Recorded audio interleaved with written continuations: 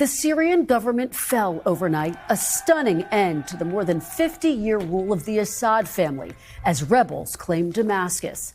I pressed the president-elect on a range of foreign policy issues, including U.S. support for Ukraine and NATO in his second administration.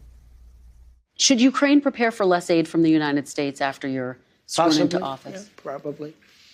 Sure.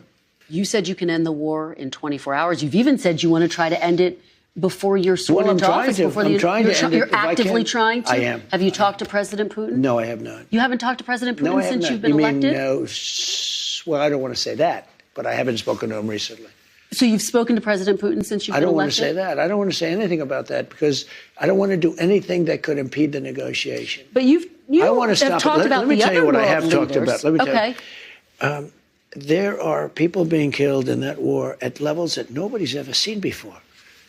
You have to go back to the Second World War, and even that, if you take a look at, and you know what it is? It's the soldiers largely.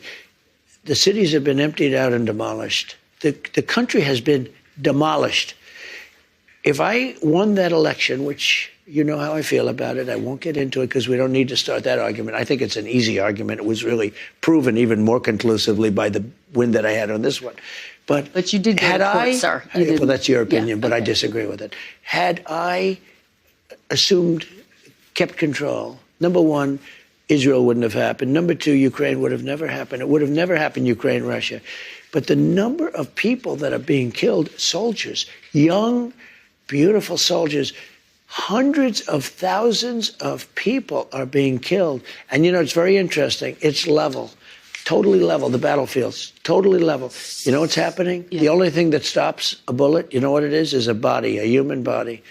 And the people that are being killed, hundreds of thousands on both sides. Russia's lost probably 500,000. Ukraine's lost higher than they say, probably 400,000. You're talking about hundreds of thousands of bodies laying all over fields.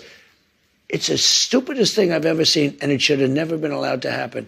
Biden should have been able to stop it. Sir, will the United States stay in NATO while you're in office? In where? NATO. Do you commit that the United States will remain a member of NATO while you're in office?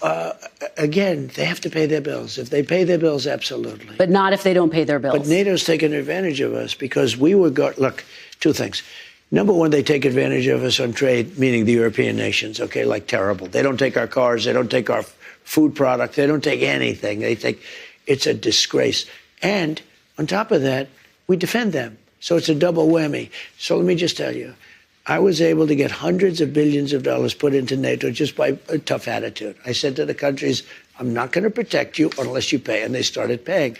And that amounted to more than $600 billion. That's a big thing. Otherwise, they wouldn't even be fighting. They wouldn't have any money to fight. If they're paying their bills, and if I think they're doing they're treating us fairly, the answer is absolutely, I'd stay with NATO. But if not, you would consider the possibility of Absolutely, yeah, absolutely.